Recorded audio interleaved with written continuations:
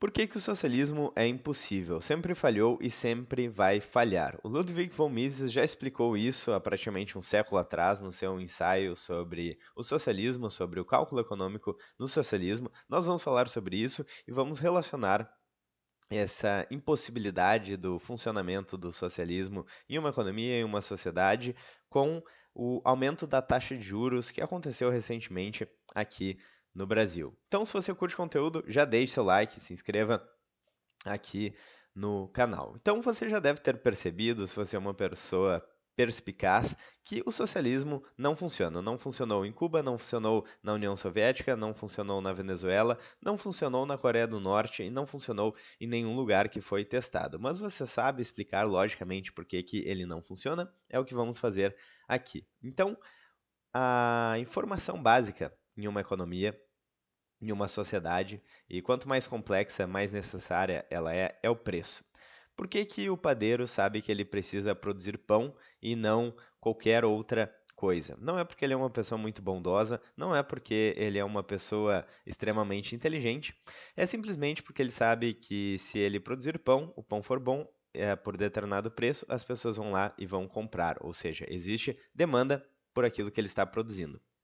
Então, ele só sabe que ele deveria produzir pão porque as pessoas estão comprando. Se as pessoas pararem de comprar pão, ele vai quebrar e vai fazer outra coisa. Por outro lado, se muita gente estiver comprando pão, provavelmente ele vai ter que expandir aí sua padaria, contratar mais funcionários ou abrir uma outra loja ali perto ou em algum outro local. Então, a demanda ela depende dos preços. Se ele colocar o preço do pão muito alto, ninguém vai querer. Se ele colocar muito baixo e o produto for bom, muitas pessoas vão querer e ele vai poder vender mais. Então, o preço é essencial para que uma economia funcione e para que a sociedade seja funcional. A não ser que a gente tenha um número muito pequeno de pessoas e elas conseguem se acertar ali entre si. Se nós temos um número considerável de pessoas, uma economia minimamente complexa, a gente precisa do preço como uma informação básica na sociedade para que as pessoas saibam exatamente o que fazer. Então, uma empresa que quebra é uma empresa que não está fazendo o que as pessoas querem, a empresa que tem prejuízo é a empresa que não está fazendo o que as pessoas querem, portanto, todo aquele capital, toda aquela tecnologia, todas aquelas pessoas deveriam ser realocadas em atividades que cumprem algum papel, que cumprem, que atendem a alguma demanda. E ao mesmo tempo, se algo está tendo muito lucro, mais pessoas vão querer lucrar e com isso vão acabar beneficiando toda a sociedade atendendo aquela demanda. Então, digamos que a gente tem um déficit de pão, por exemplo, em uma cidade. Ninguém produz pão. A primeira lojinha que produzir pães vai vender muito porque toda a demanda por pães vai se concentrar naquele único local. E posteriormente, os empreendedores, sabendo que aquele cara está ganhando muito dinheiro, vão querer também abrir sua padaria. Então, o preço é essencial para o funcionamento da economia. E nem com a inteligência artificial mais poderosa do mundo que temos hoje em dia, por exemplo, nem dessa forma seria possível prever a ação humana. Por quê? Porque a gente tem dificuldade para saber o que a gente vai querer daqui a 3 semanas. Imagina prever o que todos os seres humanos em uma sociedade vão querer agora e no futuro de forma dinâmica. Isso é totalmente impossível. E é exatamente por isso que a União Soviética colapsou. E o Mises, inclusive, ficou bastante famoso por descrever esse colapso da União Soviética muito antes disso acontecer, enquanto ela ainda era considerada uma potência. Então, basicamente, sem o preço, ninguém sabe o que fazer. Ninguém sabe se deveriam produzir tênis, produzir pães, produzir, enfim, outros objetos, outros produtos e serviços. E o que que acontece também quando o governo, quando o Estado começa a manipular os preços, a gente começa a ter distorções no mercado e a gente começa a ter uma economia cada vez mais disfuncional. Então, por exemplo, se a gente colocar aí um preço máximo para um determinado produto, por exemplo, como já aconteceu inclusive aqui no Brasil, a carne só pode ser vendida abaixo de R$ 20.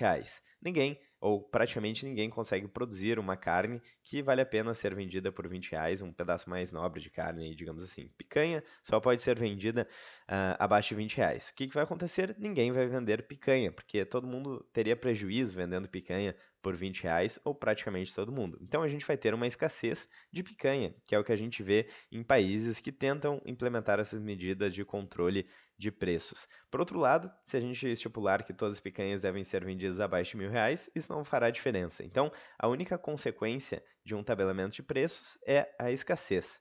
Por quê? Porque se esse preço estiver abaixo do preço de mercado, aquelas pessoas que antes vendiam aquele produto não vão mais vender, e se estiver acima, não vai fazer nenhuma diferença. Então, o que a gente está vendo aí, em resumo, se você mexe com o dinheiro vai mexer em você. Se você tenta controlar o dinheiro, você vai falhar miseravelmente. A lei da oferta e da demanda da economia, ela é uma lei que acontece inevitavelmente. Os seres humanos, eles reagem a incentivos. Se o preço está muito alto, as pessoas não vão comprar, e se tem muitas pessoas querendo pagar um preço muito alto, vai ter alguém querendo ganhar dinheiro e com isso vai acabar beneficiando toda a sociedade. Então, ignorar as leis da economia vai dar errado, assim como ignorar, por exemplo, as leis da física. Se você não acreditar na gravidade pular do seu prédio, uma hora ou outra você vai descobrir a consequência das suas ações. Ayn Rand falava que você pode ignorar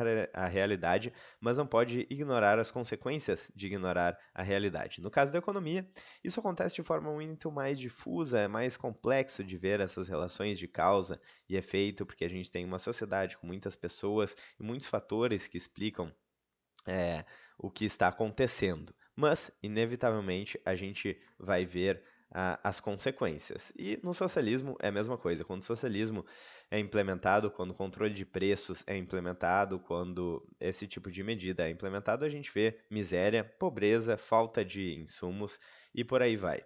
Então, hoje em dia, a China, por exemplo, como é que eles resolvem este problema? Eles têm um governo muito forte e muito autoritário, mas eles não regulam a economia do ponto de vista micro, ou pelo menos eles têm uma economia bastante aberta em termos de empreender, em termos de burocracia e por aí vai. Tanto é que várias empresas acabaram indo para a China, o que possibilitaram que a China se tornasse uma potência econômica. Então eles identificaram que era impossível sustentar o socialismo e mudaram a estratégia aí para continuar com poder, continuar com controle, mas com uma economia minimamente funcional. Não estou dizendo que não há nenhum tipo de controle estatal na economia na China, sempre há.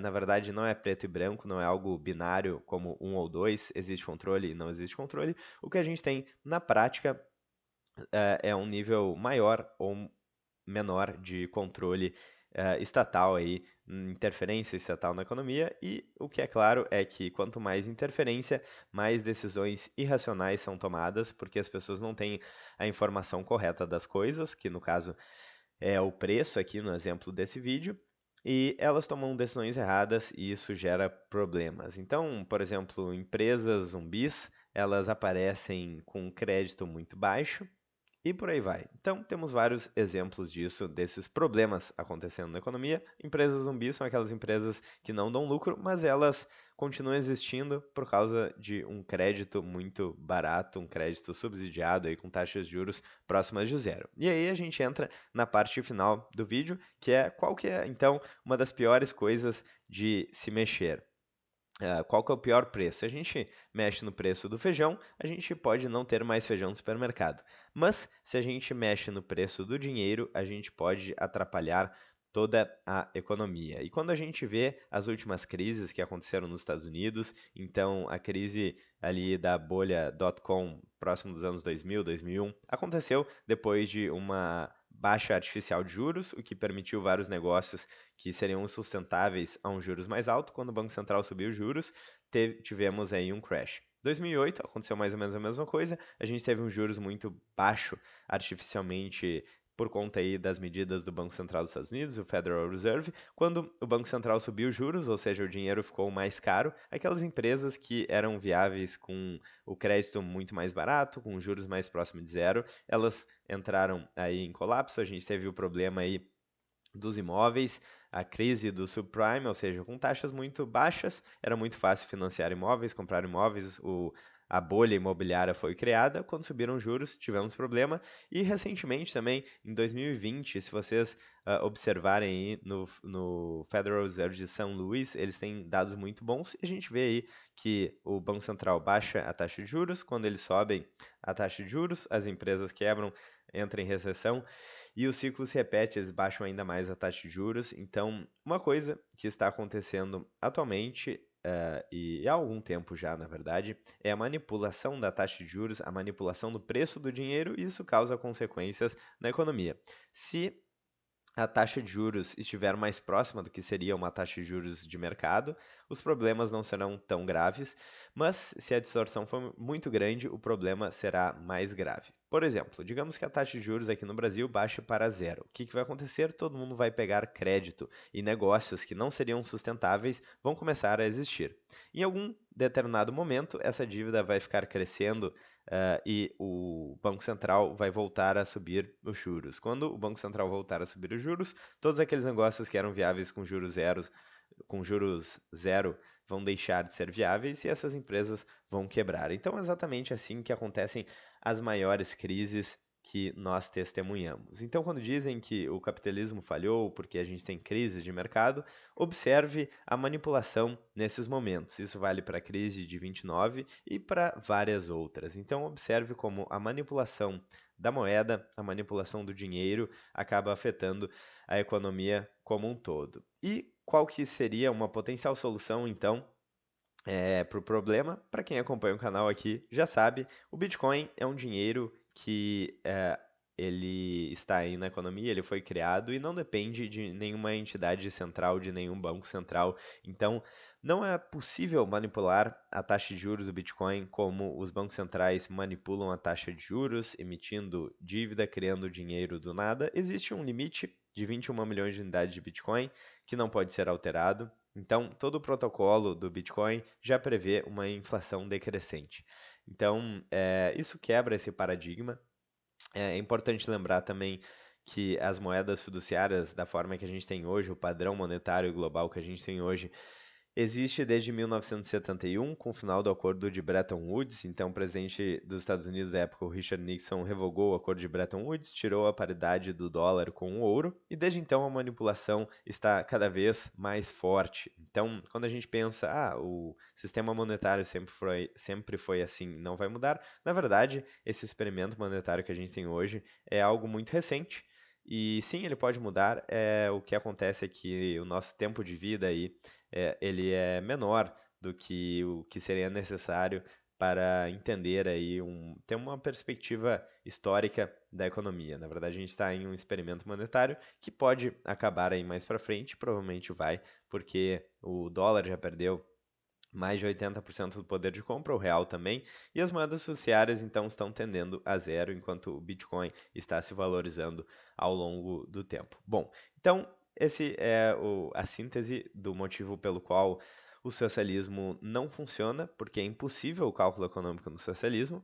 Por que que é impossível o cálculo econômico no socialismo? Porque as pessoas precisam de preço, e no socialismo, então, o governo, o Estado, ele interfere nos preços, e isso cria problemas na economia que acabam sendo cada vez mais irreparáveis até que a economia colapsa. O que funciona hoje em dia? Basicamente uma economia capitalista com um governo autoritário, que é o que temos na China. Então é isso, eu espero que vocês tenham gostado do vídeo. Se vocês gostaram, então, se inscrevam aqui no canal, cliquem no sininho, deixem seu like, fiquem à vontade na seção dos comentários. Vejo vocês amanhã no próximo vídeo. Um grande abraço e até mais.